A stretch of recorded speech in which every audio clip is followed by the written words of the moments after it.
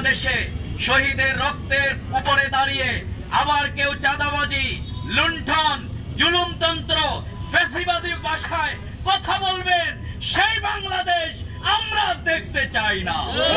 সুতরাং আসুন আমরা ঐক্যবদ্ধভাবে ছাত্র জনতার এই রক্তের প্রতি শ্রদ্ধা রেখে ফ্যাসিবাদ মুক্ত বাংলাদেশ এবং ইনসাফ ভিত্তিক বাংলাদেশ গড়ে তোলবার জন্য সবাইকে আমি এগিয়ে আসার আহ্বান জানাচ্ছি। আমাদের এই প্রিয় লক্ষ্মীপুর এখনো উন্নয়নের ছোঁয়া পায় নাই।